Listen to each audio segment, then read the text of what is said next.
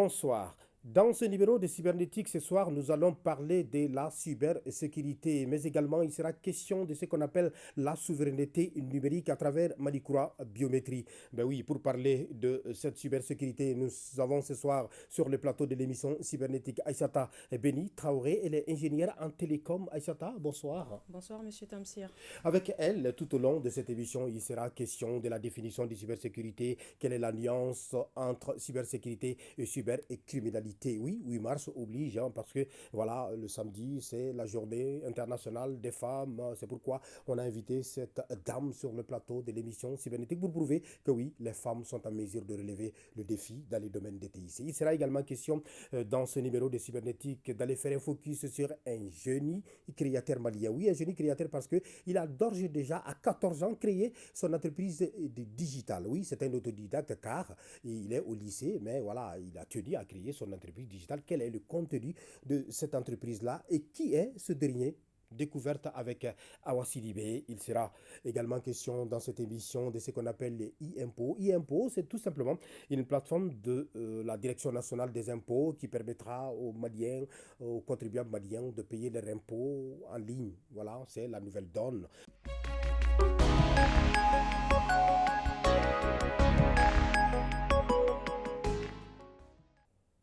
Très bien, comme je le disais dans le titre, ce soir, nous allons parler de Malikura Biométrie. Malikura Biométrie, oui, qui a aujourd'hui le contrôle total de ses bases de données. Voilà, ce soir, notre reporter Astanso est allé à la rencontre des spécialistes du domaine pour nous présenter justement de Malikura Biométrie. C'est quoi Malikura Biométrie? Quelle va être son utilité, oui, pour les citoyens lambda? Oui, quand on parle de rapatriement, oui, de rapatriement des bases de données, cela veut dire que c'est des ingénieurs qui ont travaillé pour effectuer cette opération. Alors, comment ils ont pu récupérer ces données-là? Astanso est allé à la rencontre des spécialistes. Des données produites, sauvegardées et sécurisées au Mali. Le défi est désormais réalisé avec Malikura Biométrie, une base de données des Maliens pouvant servir de précurseur pour la souveraineté numérique. Malikura est la suite de ce système de gestion qui était le RAVEC.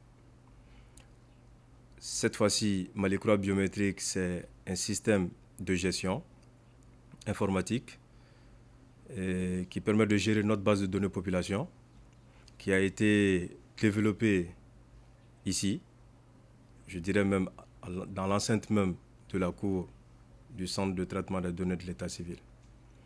Donc, c'est la suite logique du RAVEC.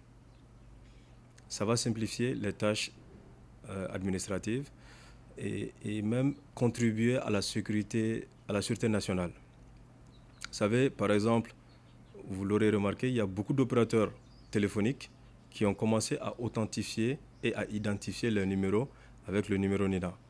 Ça va permettre de mettre un nom, une tête, un visage sur chaque numéro.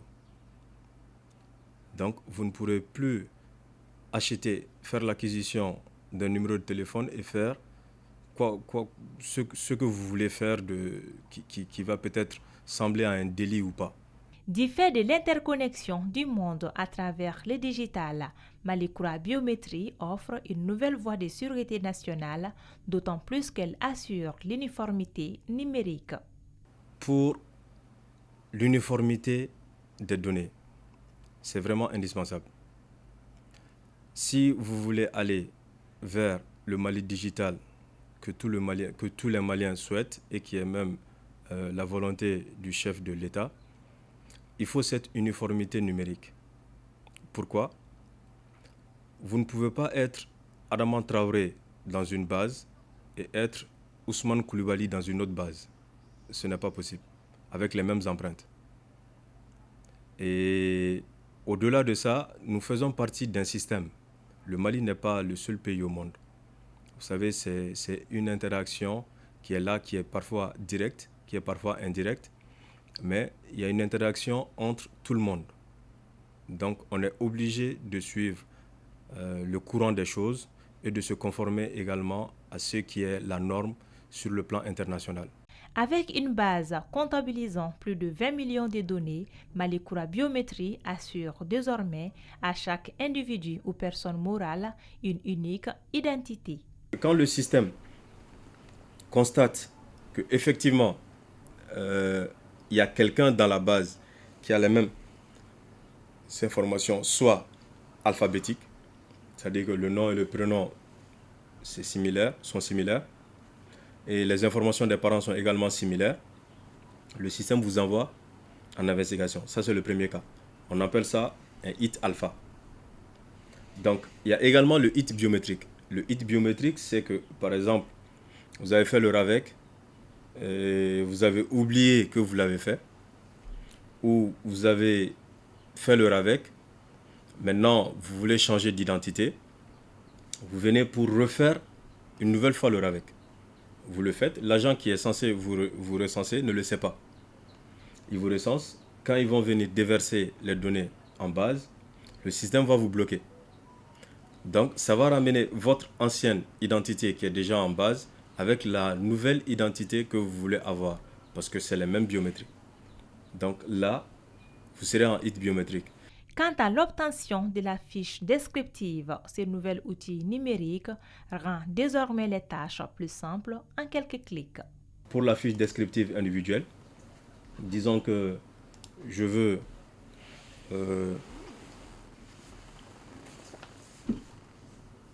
imprimer la fiche individuelle de quelqu'un, il y a deux manières de le faire. Vous voyez, soit à partir du numéro NINA, soit à partir du numéro formulaire. Le numéro formulaire, c'est ce numéro de 10 chiffres environ qui existe sur le récipicé d'enrôlement qu'on vous donne, qu'on vous délivre après l'enrôlement. Donc pour ce cas, c'est 0018 50 77 75.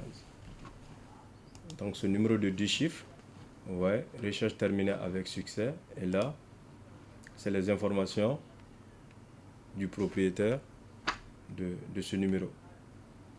Malikura Biométrie, suite logique ou sophistiquée d'IRAVEC, recensement administratif à vocation d'état civil, n'a qu'une seule invite, celle d'une base à laquelle toutes les autres sont arrimées afin de sécuriser nos données et d'atteindre la souveraineté numérique. Que oui, on peut dire aujourd'hui que le Mali est un pays souverain dans le domaine des TIC, oui, car le Mali a désormais le contrôle total de ses bases de données et biométriques. Le Mali dispose désormais d'un document intitulé « La stratégie nationale de cybersécurité ». Ce soir, nous allons dévoiler le contenu de ce dit document pour vous dire qu'aujourd'hui, le Mali a épousé véritablement le rythme de technologie de l'information et de la communication, surtout en ce qui concerne le défi et les perspectives de la dite cybersécurité. Alors, suivons ensemble cet extrait qui nous dévoile ici le document de la stratégie nationale de cybersécurité au Mali. La vision qui a conduit à cette stratégie nationale de cybersécurité se décline en axes stratégiques, objectifs spécifiques et actions. On a 3 axes stratégiques, 7 objectifs spécifiques. Pour l'axe stratégique 1, il s'agit d'améliorer la gouvernance de la cybersécurité et ce axe stratégique comporte 2 objectifs, l'objectif 1 et l'objectif 5. Pour l'objectif 1, il s'agit d'instaurer une synergie d'action et de collaboration à l'échelle nationale et de renforcer la coopération internationale. Pour l'axe stratégique 2, renforcement de la culture de la cybersécurité, ce axe est composé des objectifs 2 et 7 de la stratégie nationale. Il s'agit d'informer, former, sensibiliser les acteurs du cyberespace sur les risques encourus, instaurer une coopération avec le tissu universitaire et de recherche, et enfin l'axe stratégique 3 qui comprend les 3 derniers objectifs. L'objectif principal de ce axe stratégique, c'est la protection contre les risques de sécurité. Donc il s'agit de mettre en place des normes, des standards et des référentiels d'exigence, améliorer la sécurité et la résilience des infrastructures sensibles et critiques et combattre la cybercriminalité. Chaque objectif spécifique est subdivisé en plusieurs actions, dont l'une des plus importantes à terme de la mise en œuvre de la stratégie serait la naissance de l'ANSSI, l'Agence nationale de sécurisation des systèmes d'information. La mise en œuvre de la stratégie nationale de cybersécurité va se faire avec 2 organes, un organe de pilotage et un observateur national de cybersécurité. Donc l'organe national de pilotage sera la Commission nationale de cybersécurité qui sera chargée de superviser la stratégie à travers le maintien de la cohérence dans la mise en œuvre, l'alignement de l'exécution des actions avec les axes stratégiques Et enfin, l'Observatoire va assurer la veille technologique et scientifique, réaliser les études stratégiques et prospectives et constituer une base de données sur les associations scientifiques et les compétences nationales dont nous ne manquons pas. La modernisation de l'administration aussi est une réalité au Mali car la Direction nationale des impôts, à travers le ministère de l'économie et des finances, oui, a désormais un site web dénommé e-impôt. E-impôt, c'est tout simplement une plateforme qui permet aux contribuables maliens de payer leurs impôts en ligne. Alors, comment ça se passe? Oui, notre reporter Awa Sidibé et Yaya Konaté sont allés à la rencontre des spécialistes au niveau des impôts qui vont nous expliquer la fonctionnalité de cette plateforme. Suivons ensemble. À l'ère du numérique, toutes les organisations aspirent à occuper une place de choix dans le monde digital. Les administrations publiques ne font pas exception et cherchent à entrer de plein pied dans cette technologie. C'est le cas de la Direction générale des impôts, qui a lancé un site web nommé e-impôt. Ce portail permet désormais de régler ses impôts facilement depuis n'importe quel dispositif numérique à tout moment. Donc tout ce qui concerne l'accomplissement des obligations fiscales, la déclaration, le paiement, la consultation des situations fiscales, demande de renseignements, demande de quitus fiscal. Donc là, nous sommes arrivés à informatiser tout cela. La modernisation de l'administration, c'est l'objectif que s'est fixé nos autorités, un processus bénéfique tant pour les acteurs du domaine que pour les contribuables. Offrir des meilleurs services aux contribuables.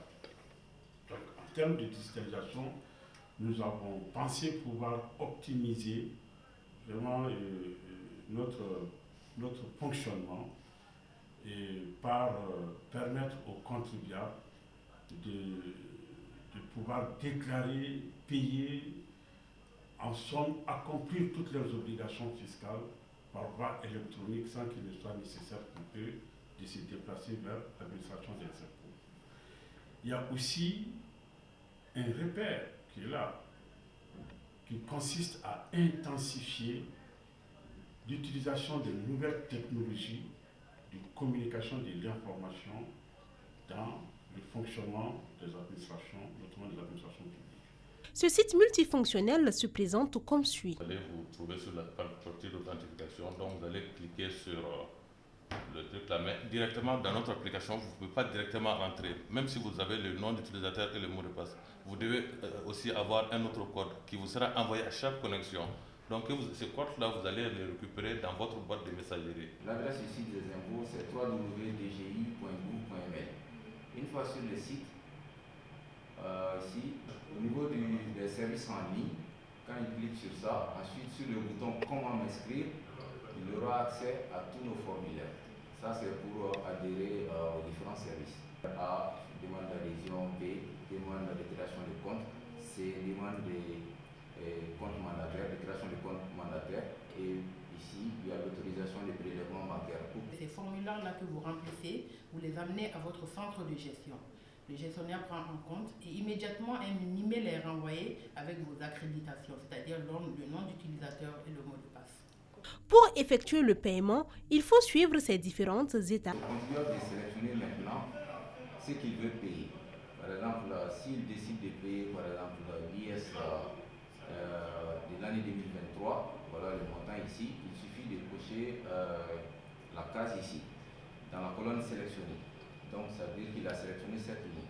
Donc s'il veut ajouter un autre type d'impôt, il sélectionne simplement la ligne. Après avoir sélectionné les impôts qui l'intéressent, il va cliquer sur le bouton « Ajouter au panier ». Ça, c'est le contenu de son panier. Les deux impôts sont là.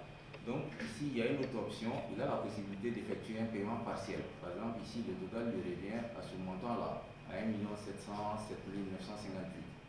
Donc, s'il n'a pas cette somme, par exemple, sur son compte, il a la possibilité de fractionner le paiement. Là, à ce moment, il va simplement modifier le montant au niveau ici de la colonne, montant à payer. Au lieu de payer ici 4 968 000, il va modifier le montant ici. Par exemple, s'il veut payer 50 000 ici, il saisit le montant et ensuite il clique simplement en dehors du champ. Et le montant va se mettre à jour. Total à payer va se mettre à jour ici. Donc il va cliquer sur suivant. Il arrive au niveau choix du mode de paiement. Les paiements sur ce site sont acceptés avec toutes les banques locales. Donc les 14 banques de la place ont signé une convention en ce sens, c'est-à-dire que vous pouvez choisir n'importe quel compte bancaire dans n'importe quelle banque et faire votre paiement avec ça. Et l'ordre de virement est donné par le contribuable lui-même. Ce n'est pas les impôts qui donnent l'ordre de virement, c'est le contribuable lui-même qui donne l'ordre de virement. Et l'ordre de virement est traité par sa banque. Afin d'aider les contribuables qui ne sont pas familiers avec le site à le maîtriser plus efficacement, la Direction générale des impôts organise des sessions de formation. Cette mise en place prouve que notre pays suit l'évolution, du moins la transformation ou transition numérique. Nous partons ce soir à la découverte d'un génie créateur. Il s'appelle simplement Abdul Karim Amadoun Cissé. Voilà, il a 14 ans. À 14 ans, il a créé son entreprise. C'est un lycéen.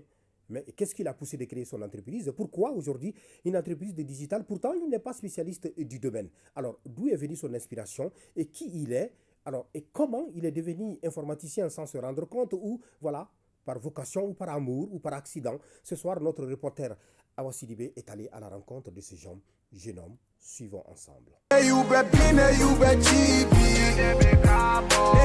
Certains naissent avec une passion innée. Tel est le cas d'Abdul Karim Amadoun Cissé, un prodige de l'informatique qui a créé sa propre entreprise à seulement 13 ans. Ce passionné a rapidement pris conscience de ses capacités exceptionnelles et a choisi de les exploiter. Tout est venu un jour, j'étais dans un Sotrama, je scrollais sur TikTok quoi. Donc j'ai vu la vidéo d'un gars, il s'appelle Pablo Mirales. Donc c'est lui le PDG de la première agence d'automatisation artificielle au monde, quoi, Smarteo. Donc j'ai vu sa vidéo qui parlait d'agence d'automatisation artificielle et autres, des trucs qui me convenaient beaucoup, quoi. Donc je me suis dit que je pouvais rallier ma passion et en même temps gagner de l'argent, quoi. Il disait dans cette vidéo d'aller suivre sa page YouTube. Je suis allé directement dans sa page YouTube et j'ai vu des vidéos qui parlaient de ça. C'était sa première vidéo. Il était à 0 abonnés en ce moment. Donc j'ai été son premier abonné. Donc quand il a vu que dès le lancement de son entreprise, c'était moi le premier abonné de son entreprise, donc lui aussi il s'est dit pour que peut-être ça c'est un passionné comme lui, parce que lui il avait créé son agence d'automatisation artificielle et il avait créé un compte sur Telegram pour tous qui ont la même passion que lui. Donc je suis allé directement aussi dans cette page de Telegram, je l'ai suivi, j'ai liké ses posts et autres, donc il m'a directement pris en privé quoi. Donc on a commencé à discuter des passions communes que nous avions quoi. Jusqu'à présent, c'est lui mon mentor et c'est à lui qu'appartient la première agence d'automatisation artificielle. Et c'est comme ça que moi aussi j'ai créé mon agence d'automatisation artificielle, MAM, qui est la seconde agence d'automatisation artificielle sur le plan mondial, la première agence d'automatisation artificielle en Afrique et la première au Mali aussi. Ce jeune prodige est le PDG de l'agence d'automatisation artificielle Mirror Automation Management en anglais, créée le 26 novembre 2023. Spécialisé dans la digitalisation, Abdul Karim veut aider ses clients à optimiser leur travail grâce à la technologie, réduisant ainsi l'apport humain, une approche qui est aussi adoptée par son entreprise. Au total, nous avions 5 employés, 3 qui sont des robots et 2 des humains. Donc l'entreprise vise à automatiser les tâches des entreprises, quoi. Par exemple, prenons l'exemple sur une conciergerie Airbnb. Donc maintenant cette conciergerie, nous avons créé un chatbot, un robot, un assistant automatisé pour eux. Donc maintenant nous devons scaler, implanter ce chatbot sur leur site web. Mais si vous ne voulez pas sur le site web, nous pouvons l'implanter aussi sur Instagram, sur X. Nous avions créé la base de connaissances de cet assistant personnalisé avec les liens des sites et les préférences de leurs clients, les questions-réponses, les questions que leurs clients leur posent généralement, quoi. Donc, et après, nous avons implanté ça sur leur site. Maintenant, vous pouvez venir, vous êtes une cliente de la conciergerie Airbnb, vous pouvez venir sur leur site maintenant. Et au lieu de vous balader inutilement sur le site, vous pouvez déjà directement aller dialoguer avec l'assistant personnalisé que nous avons implanté sur son site. Donc, pendant la discussion, toutes les informations que vous allez donner à l'assistant personnalisé sera recueillies sur une fiche technique et sera directement envoyée au propriétaire de la conciergerie Airbnb. Donc, à la fin de la discussion, ça trouvera que le chatbot a déjà recueilli votre adresse email, votre localisation, votre nom de famille, vos caractéristiques, vos types d'appartements, tout. et il va directement envoyer au propriétaire de la conciergerie Airbnb. Et lui, depuis son téléphone, il verra toutes les informations sur vous et vous appellera directement et dira que à X, on a trouvé un appartement pour vous qui vous convient bien selon vos caractéristiques. L'exercice de son activité n'influe pas sur ses études. Il est parvenu à trouver un équilibre entre les deux. Quotidiennement, c'est très difficile, mais je dirais beaucoup plus difficile pour un début que maintenant parce que je commence à m'habituer. Je me souviens, au début de mon agence d'automatisation artificielle, je passais de nuits blanches sur un petit problème banal comme ça, mais j'avais fait 3 nuits blanches de suite là-dessus. Alors que la solution au problème était juste devant mes yeux. Abdul Karim nous surprend en publiant un livre. Le cœur de l'Afrique qui résiste, ça raconte les histoires de notre chère Afrique, de la corruption, des dirigeants corrompus, de la mauvaise direction. La mère d'Abdul Karim Amadoune Cissé nous a confié la peur qu'elle ressentait au début de tout ceci. Une peur qui s'est transformée au fil du temps en une véritable fierté. Enfant, il était turbulent, comme tout enfant d'ailleurs, mais il avait beaucoup de la passion pour la technologie. Les télés, les jeux vidéo, les ordinateurs qui me dérangeaient un peu parce que j'avais peur pour ses études. Quand il m'a annoncé la création de son entreprise d'automatisation artificielle, j'étais émerveillée. Je dis waouh, mais c'est vrai, est-ce que tu as pu faire ça? Il a dit oui, maman, viens voir. Il m'a montré à l'ordinateur ce qu'il a fait, il m'a expliqué beaucoup. Je n'ai pas bien compris ce qu'il veut, mais il m'a expliqué étape par étape. Très franchement, je suis fière de lui, je l'encourage beaucoup. Ses enseignants le décrivent comme un surdoué, car Abdul Karim a toujours excellé dans ses études. Le fait qu'il ait créé sa propre entreprise à son âge ne fait que confirmer la thèse du don inné en lui. Et en mathématiques, il a toujours les 18 et les 19, pour ne pas dire 20. Parce que même à 23h, il m'envoie des messages. Monsieur, s'il vous plaît, après votre réveil, vous pouvez voir ça, si c'est correct ou pas. Vraiment, c'est un enfant que j'enseigne ça depuis 2007, mais je n'ai jamais vu un enfant comme Abdul. Très fier de lui, ça ne m'étonne pas. Venant de lui, ça ne m'étonne pas. Il peut faire même plus. Et depuis les années 2018 jusqu'à oui, il devait faire la 3e année jusqu'à la 9e année. Mais il a des petits tellement vu vraiment sa performance, il a sauté la classe de la 4e année où il est allé faire la 5e année. Donc il a eu les DEF l'année passée chez moi ici. Très poli et vraiment très sérieux aussi. Et travailleur, donc il était très ambitieux aussi. Abdul Karim envisage d'autres projets ambitieux pour l'avenir. Nous avons beaucoup de projets pour le futur, mais on va aller étape par étape, step.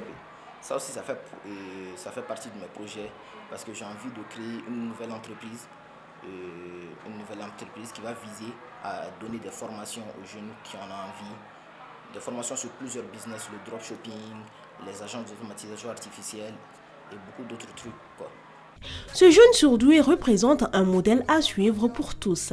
Il est essentiel de le soutenir afin d'accomplir ses réalisations encore plus symboliques pour sa famille, ses proches et son pays.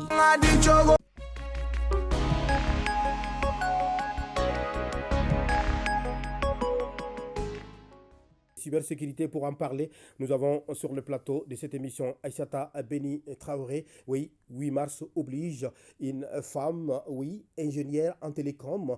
Aïssata Beni Traoré, bonsoir. Bonsoir, monsieur Tamsir. Alors, vous êtes ingénieur en télécom, mais également responsable de la sécurité au niveau de la SMTD. Alors, aujourd'hui, si on parle de la cybersécurité, alors, c'est quoi la cybersécurité ? Alors, si je dois vous expliquer un peu c'est quoi la cybersécurité en quelques mots, c'est la mise en œuvre de techniques, de solutions pour la protection de la confidentialité, de l'intégrité et la disponibilité des données. Alors, en quoi la cybersécurité est-elle cruciale pour les entreprises ? Alors, la cybersécurité est cruciale pour les entreprises de nos jours parce qu'il est important que les données des entreprises soient préservées de la meilleure des manières et c'est en impliquant la cybersécurité qu'on peut amener la protection des données des entreprises. justement la protection des données des entreprises. C'est pourquoi le Mali dispose désormais de documents intitulés la stratégie nationale de cybersécurité. On ne va pas dévoiler, le contenu a été dévoilé au cours d'un reportage ici. Mais alors, et si aujourd'hui, on vous demandait quels sont les principaux défis de la cybersécurité au Mali? Alors, les principaux défis de la cybersécurité au Mali, nous allons tout d'abord commencer par le problème de sensibilisation. Il est important de faire des campagnes de sensibilisation des utilisateurs par rapport à l'utilisation, que ce soit des plateformes ou des applications. Car aujourd'hui, les gens voient uniquement le bienfait de l'utilisation des appareils ou une telle application, mais les gens doivent être conscients des dangers qu'il y a concernant l'utilisation de ces applications ou de ces appareils connectés. Par exemple, si je prends l'exemple sur le CGU, c'est-à-dire l'utilisation générale des applications, lors de l'installation des applications, généralement on clique sur suivant sans réellement lire les informations d'installation, ce qui fait qu'on donne une certaine privilège à certaines applications, mais qui ne devraient pas avoir ces privilèges. Donc la différence, c'est que généralement ça arrive sur soit des toiles, soit sur des réseaux ou à travers les équipements informatiques. Alors, est-ce que vous pensez qu'aujourd'hui, le Mali peut disposer de la potentialité pour faire face aux défis de cybersécurité? Est-ce qu'on a de main-d'œuvre qualifiée pour faire face aux défis de cybersécurité? Alors, je pense qu'il est important d'aller vers une série de formations. C'est vrai qu'actuellement, nous disposons de spécialistes, mais il n'y en a pas beaucoup. Donc, j'invite vraiment, que ce soit les entreprises ou même la population malienne, à intégrer ça dans nos systèmes scolaires, dans nos établissements, pour que les jeunes partent vers la cybersécurité. Alors, est-ce qu'il est possible de parler de la cybersécurité, d'autant plus que dans un pays ou dans une entreprise où on fait que craquer, par exemple, les logiciels, et tout ce qui a lieu comme logiciel ou application avec lesquels on doit travailler, mais voilà, on se permet de télécharger simplement et utiliser pour servir la boîte. Est-ce qu'en ce moment, il n'y aura pas une faille? Il est important que les gens soient conscients du fait que le danger est là et il est réel. Donc, il est important d'appliquer les best practices concernant la cybersécurité.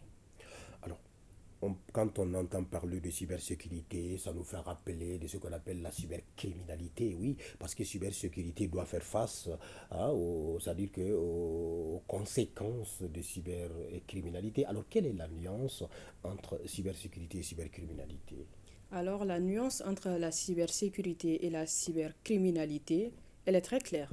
Si on prend déjà les deux mots, on doit déjà utiliser toutes les mesures nécessaires de la cybersécurité pour se prévenir, pour ne pas être dans une situation où l'on sera attaqué par les cybercriminels. En fait, c'est deux revers de la même médaille. D'accord? Je vous donne un exemple pour mieux comprendre la nuance entre la cybersécurité et la cybercriminalité. Lorsque, par exemple, vous prenez un gardien, vous le mettez à l'entrée de la portail pour éviter que les bandits, les voyous, les arnaqueurs ne vous attaquent. Ici, le gardien jouera le rôle de cybersécurité, la mise en place des principes de cybersécurité. D'un côté, et de l'autre côté, les bandits, les voyous, eux, ils auront une dynamique de cybercriminels. Donc, il est vraiment important que les gens soient conscients de l'existence de la cybersécurité. La toute dernière question, Aïssata Beni Traoré, 8 mars oblige, vous êtes une femme. Ce samedi, c'est la journée internationale des femmes. Vous êtes une femme qui a opté pour les TIC. Ça n'a pas été facile, certainement. Mais voilà, quel message vous avez à l'endroit des autres femmes afin qu'elles aillent vers le numérique, qui est un domaine aujourd'hui porteur? J'invite vivement les femmes à venir vers ce domaine, car c'est un domaine porteur, transversal, qui aujourd'hui se trouve dans pratiquement notre quotidien. il n'est pas dit que c'est juste un domaine que pour les hommes, parce qu'on suit les mêmes cours, on suit les mêmes formations, et je me dis que les femmes, autant que les hommes, nous avons les mêmes compétences, les compétences nécessaires pour braver le domaine. Merci beaucoup pour avoir accepté de répondre à nos questions. C'était là votre émission cybernétique. Elle était sur le plateau Aïchata Beni Traoré. Elle est ingénieure en télécommunication, aujourd'hui responsable de la sécurité des systèmes d'informatique à la SMTD. Voilà, c'est tout pour ce soir. Quant à moi, je vous donne rendez-vous le mois prochain. D'ici là, je vous souhaite de passer d'excellents moments en compagnie de programmes de l'ORTM. Retrouvez cette émission sur www.ortm.ml et sur l'ensemble de nos plateformes digitales. Voilà, je souhaite bonne fête à toutes les femmes du monde et particulièrement à nos chères mamans.